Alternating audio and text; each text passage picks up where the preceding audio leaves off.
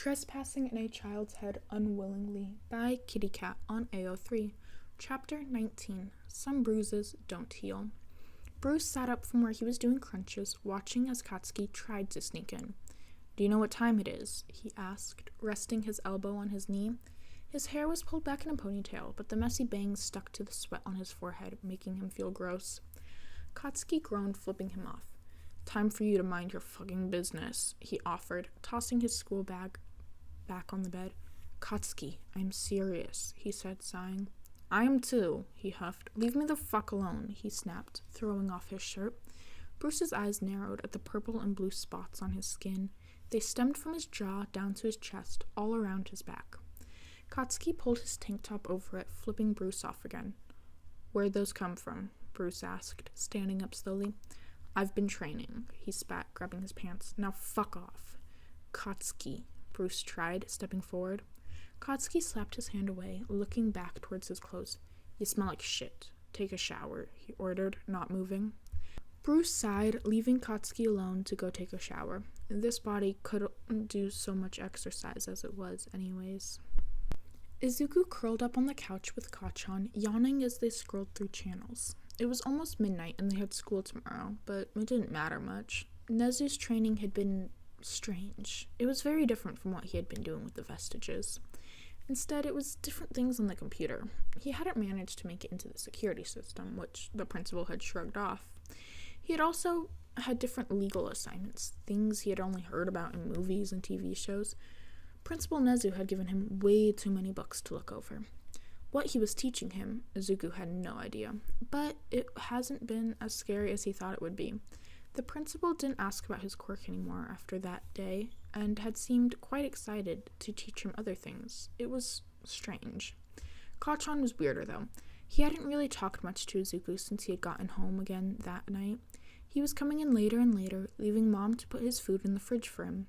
What he was doing, he wouldn't say. Izuku had tried, but he had just walked away. "What do you think?" Kachan asked, looking down at Izuku. Izuku frowned, looking back up at him. "What?" he asked quietly.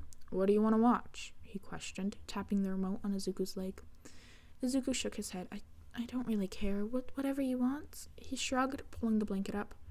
"Izuku," he said, frowning. "What the fuck is wrong with you?" Izuku threw the blanket off, standing up. "Why are you so bruised?" he asked, glaring at Kachan. Don't try to brush me off. Don't just ignore me. Please," he begged. Kachan shrugged, rubbing his eyes. "Izuku, it's just training. It's part of trying to be a hero." "No," Izuku said. "No one else in your class is this beat up, this bruised. Even the girls in your class have noticed it." "What would you know?" he snapped, standing up. "You weren't even going to be a hero. You just gave up." Izuku watched as he walked into the kitchen, throwing the door to the fridge open. He could see the way his shirt clung to his skin and the bruises coming up on the back of his neck, the way his shoulders tensed up in a way they hadn't before. "Kachan," he whispered, watching his friend. Kachan ignored him, grabbing the milk from the counter before slamming it. He dropped it on the counter roughly. He sighed, rubbing his eyes. I'm taking a shower. I'll see you in the room." He put the milk away again, leaving the room. Izuku let him go, watching as the door to the bathroom shut. Izuku slowly got up from the couch, shutting off the TV as he did so. He grabbed Kachan's now empty plate, taking it to the kitchen and washing it off. His thoughts were a mess as he wiped at the plate, watching the water drip down. He really couldn't understand what Kachan was going through, could he? He had stopped his training after he didn't make it. The others had picked it up, like Bruce's sit-ups and nightly routine, which left Izuku's body hurting the next day. But he hadn't actually done anything. His mom seemed fine with it. She had always worried about him going into heroics. Lately she had been distant as well, though. He couldn't recall doing anything to upset his mom, and upsetting Kachan wasn't anything he had tried to do. Maybe he had, just without realizing it. He wasn't the best with people as it was. He didn't really try, but they did. He set the dish in the drying rack, wiping his hands off as he sighed. As he passed the bathroom door, he paused before shaking his head and continuing past. He didn't even bother getting dressed, climbing into bed and pulling the blanket over him. They couldn't ignore him forever. He opened his eyes to the same place he had been every night, on his carpet beside his Hero Plus plush pile. It was strange. He had far more here than he did in real life. ones that he hadn't managed to get limited edition-wise or sold only in the US, things he had seen in videos and ads, but he didn't get in real life. He hadn't noticed just how much things were different here. Not when it was the same, night after night. Even during the day, it never changed. He had found a habit of sitting on his carpet, reading about past heroes, or just writing in his notebook. Most days, he just curled up and slept. Not that it did much. The others were all at the table, all asleep as well, if that was the right word for it. It had never unnerved him before, something he had just grown used to, the way they sat straight up in their chairs, unmoving. Most of the time they closed their eyes, but every once in a while their eyes would just be open. But he knew they were just sleeping. What they dreamt about was what he didn't know. He stood, moving aside the notebook he had been working on last. It was about some of the Class 1A kids and how their quirks could be applied. Not that he would ever show it to them. He stepped towards the edge of the carpet, noticing how much bigger it seemed since he had last been to the table. It was really big now. Still, as he walked to the edge, part of him wanted to turn back, just sit back down with his notebook where it was easier. It was always easier to just leave everything to them. They were experienced, knew what they were doing. Yoichi was in charge long before he even showed up here. That much was obvious. The feeling settled in the bottom of his stomach as he went to step off the carpet. Maybe it wasn't a good idea to wake them up. He didn't really know what to even ask them. He could keep things easy if he just stayed where he was. They had warned him not to pry. But it was time. He stepped off the carpet, his bare feet hitting the cold concrete floor of the plane. He thought it was concrete, at least. Other days it seemed more akin to dark wood or sometimes just air. It was impossible to put a single image to the plane. It was just there, and they existed inside it. Yoichi, he whispered, standing beside his chair. He wanted to turn to Nana instead and give her a hug or play a game on the system Dai had. Kudo would be able to help him figure out a plan for everything, and Bruce was a good person to just listen to. Hikage would let him just ramble as he listened. Even En's training might be better than speaking to Yoichi. But he's the one who knew it all. He's the one the rest turned to. He had helped Izuku learn how to switch them out, even though he himself did not know how to do it. None of them did. Maybe it was because Izuku was the last in line, the youngest, newest, but the others always seemed surprised when he did something, like they had never seen it before. He knew they were hiding something, and he wanted to figure it out. He tapped Yoichi's arm gently, jumping as the man gasped loudly. He held a hand over his heart, coughing loudly as he doubled over. Izuku touched his back gently, rubbing circles in it as he wheezed. Izuku watched his hands shake as he tried to rub at his face, his body shaking. "Are you okay?" Izuku asked softly, holding the man's hand as he sat up. He nodded, wiping at his tears. Izuku could swear he saw tears, but it was hard to see if it was actually. "I'm alright, Izuku," Yoichi said softly, holding his hand over Izuku's. "Simply recalling some things." He took a deep breath, looking up at Izuku. "What's the matter?" Izuku hesitated, looking down at his feet. He knew it was only Yoichi, a man he had known for as long as he could remember, but he suddenly felt so small, like he was that little child again. "I want to talk to you," he said, looking back up at the man. It had never seemed out of place how Yoichi looked. It was how he always knew him. He was smaller than everyone else, and his skin was more yellow than the rest. He had never fully understood that. Yoichi sighed, moving his chair back slightly. "Let's talk away from the rest," he explained, using Izuku's arm to help himself up. Izuku nodded, leading him over to the only other place in the vestige plane, the carpet which had Yoichi's chair in the corner. Izuku didn't really know how that had even appeared for Yoichi, it just always had. He added it to his list of growing questions, helping Yoichi down into the seat as he sat beside him on the ground. It took a moment before Yoichi sighed, leaning forward to look at him. "How's Katsuki doing?" he asked, smiling slightly. Izuku shook his head. His bruises are only growing, and he's been wearing new wrist braces around places. I'm worried about him. He won't talk to me at all or let me help him. He paused, sighing.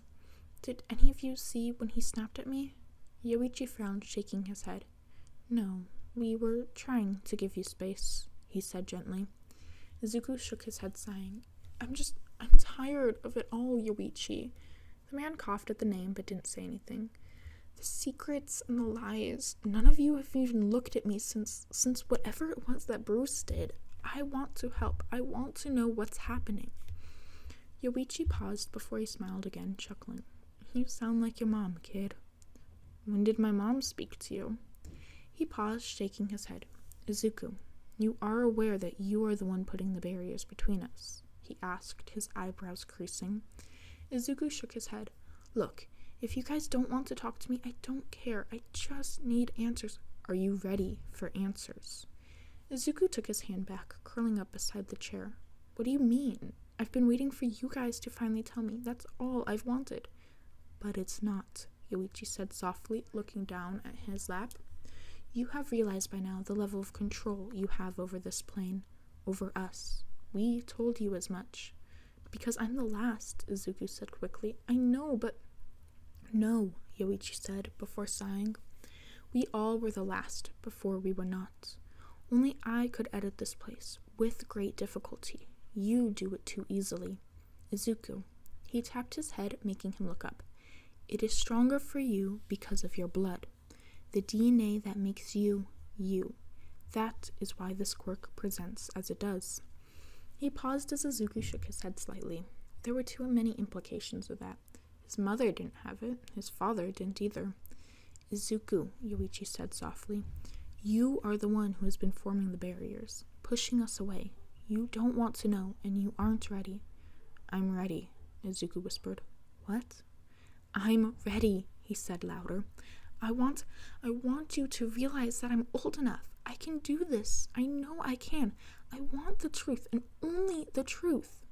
Yoichi opened his mouth to say something before frowning. Izuku followed his gaze to the carpet on the floor and the clear barrier around it. You aren't ready, Yoichi said softly. I am. No, Yoichi said, pushing down on the arms of the chair.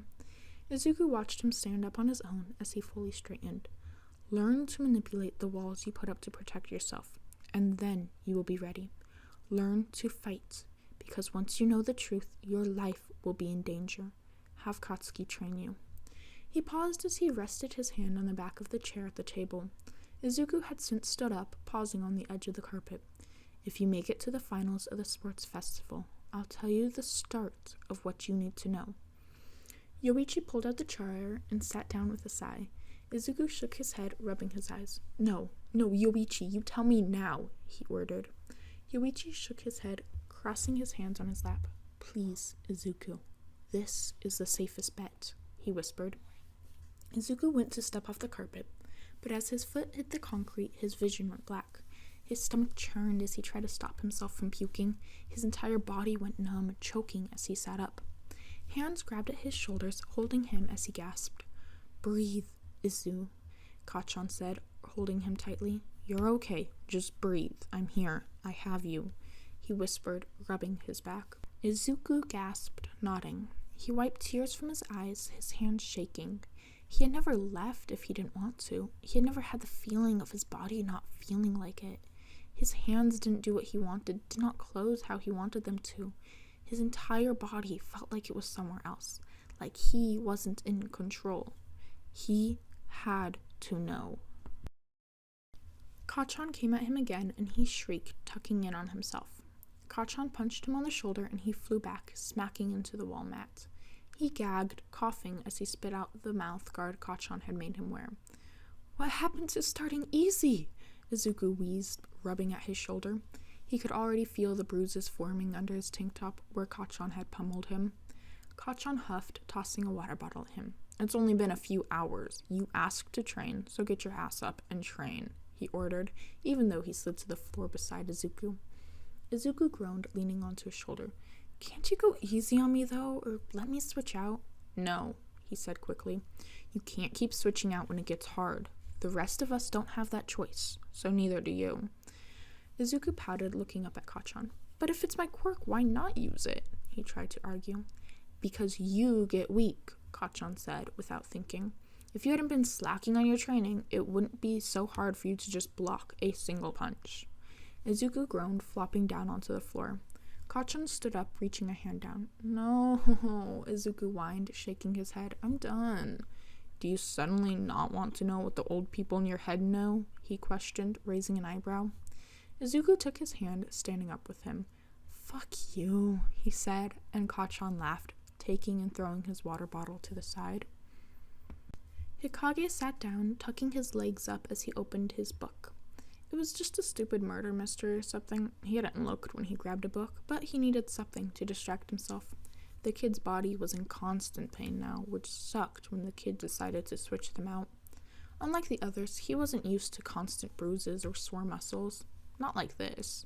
He had plenty of time in the woods to train. Slowly, he built up the strength of the quirk. This fast-paced stuff wasn't good for the kid's body or the quirk.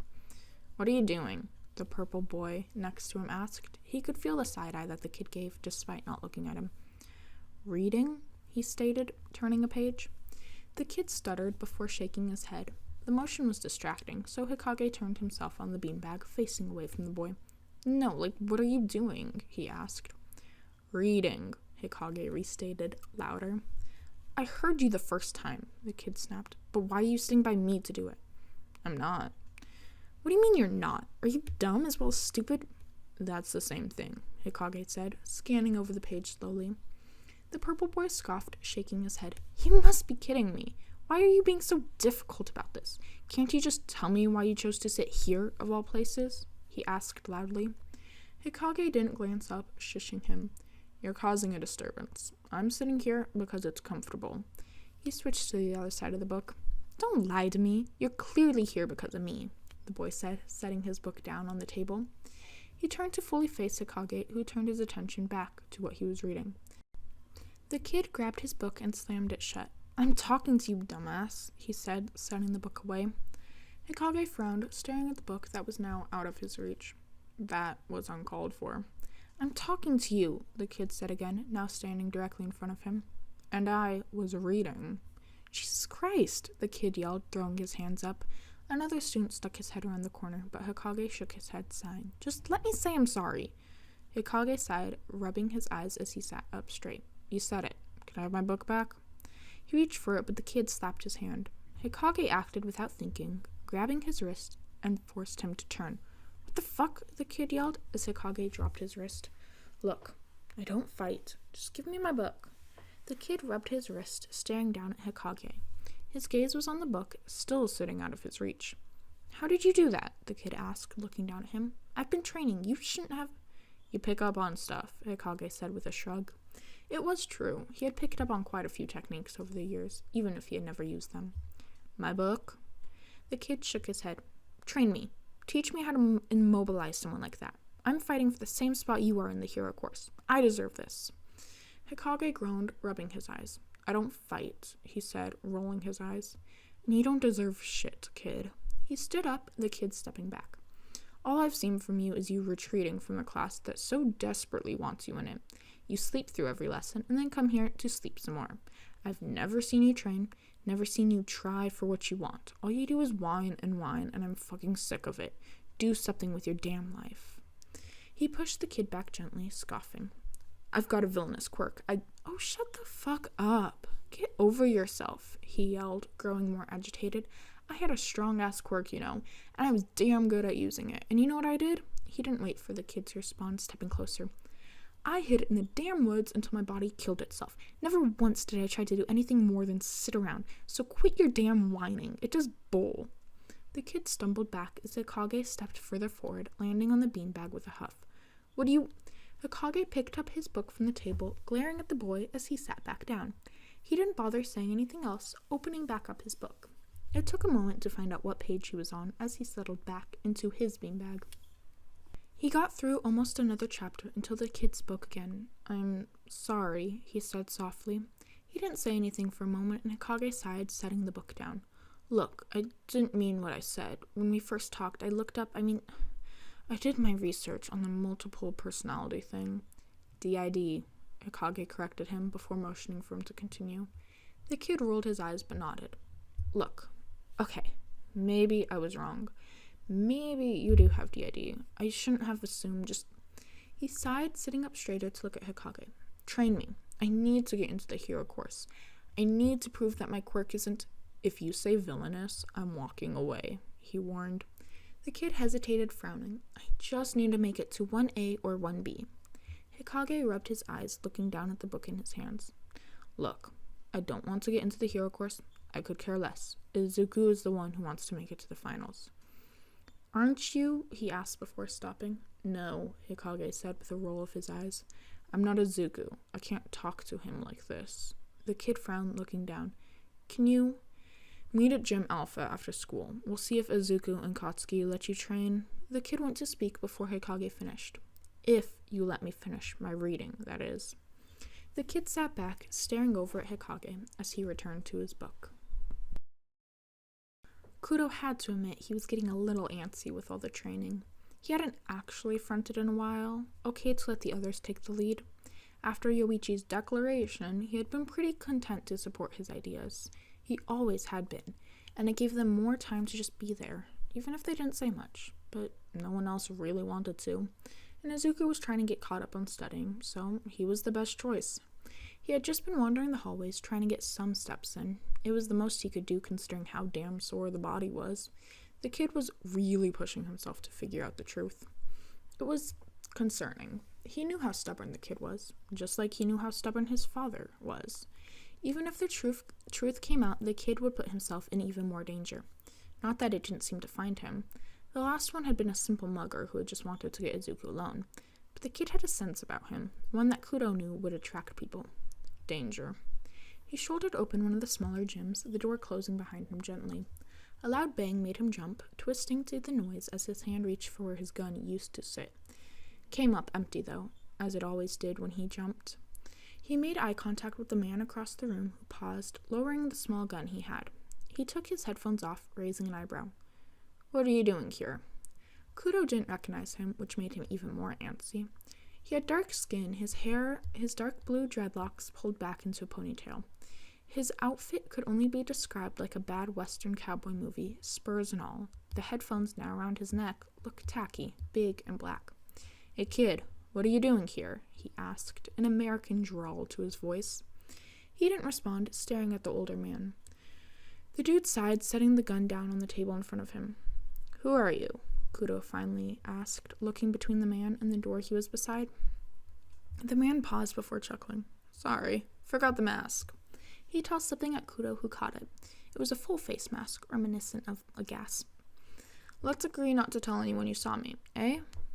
Kudo frowned, tossing the mask back. Snipe, right? The man nodded, setting the mask back down beside him. Sorry, antsy, he apologized, walking towards the teacher. He shrugged. Fair enough. I've been since that attack, too. He glanced over at Kudo. Were you there that day? Kudo shook his head. Not a hero student. Oh. The man looked Kudo up and down before responding again. Just thought, since you were at the gym, no one really comes here if it's not for training. I'm training, he said simply, just not in the hero course. The man chuckled, shaking his head. Whose class are you in again? You look familiar. Midnight's, he said, tapping his fingers on the wood table. Across the way was a small target that he couldn't even see any bullet holes in. The man nodded, picking up the gun. You ever shoot, kid? He asked, twisting the gun around. Kudo chuckled, nodding. Yeah, pretty recently, if you think about it. He didn't take the gun the man offered, though, just looking down at the target. Here, he said, putting a pair of headphones in Kudo's hands. It'll muffle the shots. Kudo nodded, adjusting the band size until it fit on his head. He put it on, watching as the man flipped the gun back down, changing the safety. Watch out, he warned, before pulling the trigger. The sound still rung through Kudo's body, the solid sound of it hitting the target coming from the other side. Nice shot, Kudo said, looking at him. The man groaned, shaking his head. Nah, didn't hit center. I come to shoot when I'm bored. Don't use my quirk, though. He hesitated before holding the gun on the top of his palm. Kudo took it, testing the weight of it. He raised it, pushing the trigger easily. It hit the target, and he set the gun down, sighing. It's been a while, he argued, already knowing he didn't hit. Snipe took the gun back as Kudo put the safety back on. You did better than other kids I've seen, he commented, hitting a button on the side. The target moved forward, showing multiple holes in it. That one is mine, he said, pointing to the shot straight into the target's head. This is yours. He pointed to the one near the target's heart, not quite hitting. Not bad. Kudo shrugged, rubbing his shoulders. How long is this place going to be set up like this? he asked, looking over at the other lanes and targets. The gym wasn't that big, only 3 lanes set up. Snipe shrugged, sending the target back. It's an easy setup. No one tends to join me, though. He glanced over at Kudo, raising an eyebrow. Kudo chuckled, nodding. I'll hang around. You got a gun for me? Do I got a gun? Snipe said with a laugh. Yeah, I do. He pulled one from his belt, handing it over. Kudo took it, weighing it, before he chuckled. Thanks. He took the gun to another lane, preparing his station. Enjoy, Snipe called, raising the gun and aiming. The shot rang out through the room as Kudo raised his own. Okay, we want to start at the top of this instead of starting at the end like I tend to in these. Katsuki's training with All Might. That is where he gets all his bruises from and everything, because if you remember, the last time All Might talked to him was when he pulled him out of the cafeteria and had to talk to him in private where no one could overhear, and now they are training together. So, I mean, I'm not going to straight up tell you, but you can connect 2 and 2 together. And Katsuki didn't mean to snap at him, okay? He's tired, he's stressed, like, they're still good friends. He's just tired and he needs a little time. Okay, so the idea of Izuku subconsciously putting up barriers to protect himself. I absolutely love the subconscious mind, and, like, I don't read into it as much as I should because I get distracted by other things. Adore the subconscious mind, though.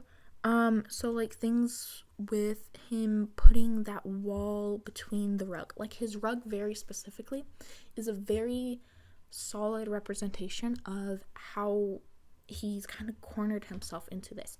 This is what he wants to know. He doesn't want to venture outside of that. That's why he has that rug that's very contained and all his stuff is inside it, because he doesn't want to have to venture out of it. Which Yoichi notices and tells him, no, like, you're not ready right here. You say you are, but I can see this physical manifestation of the fact that you're not ready for the truth. Which is why Yoichi then made that deal with him that if he can place in the sports festival or make it to the finals, that he would tell him what he wants to hear. Now, keep in mind, Yoichi specifically says he will, he will tell him the start of what he wants to hear? Something along those lines? Hold on. If you make it to the final of the sports festival, I'll tell you the start of what you need to know. He does not tell him he will tell him everything, because he's not going to. There is so much that Izuku doesn't need to know right now, because it will just put him in danger. And Yoichi is very, very aware of that. Which I then had to lend into Izuku actually starting his training, and Shinso coming back, because I love my boy. I couldn't leave him out that long. I mean, he doesn't come around much, other than sports festival will be a really big thing with him, but he doesn't come back too much. And again, you gotta think, like, even if Izuku makes it into the hero course, what's going to happen there? Their number one hero is his father and can't handle being around Izuku because he is, in the end, I absolutely, sorry, that was probably really loud. I absolutely adore Snipe, and he never gets, like, his own stories or anything, so I wanted to include him just a little bit here.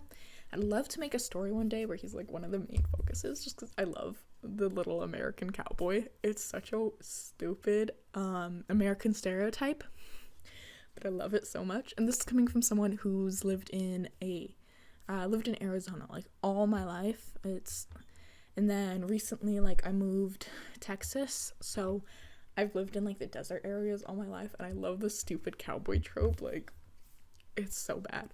Like, I love him and I love Pony. They are, like, my 2 favorite background characters. And that's, I don't know about that, actually, because you got Serho and then a bunch of other characters.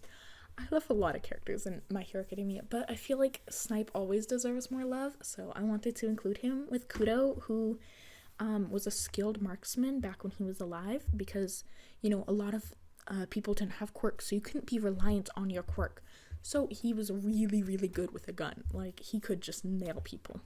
So I feel like him and Snipe would be really good friends. And I think at a few of these, I do have those little end things where I kind of wrap up some of the story. And just little moments like Nana with Eri or Kudo with Snipe. And I know chapter 32, I believe it is just little moments like that. So Next one is chapter 20, and I actually think this is the last one I am going to record on the 11th, so I will record the next one whenever I have time, and I will get it out as soon as I can. Thank you.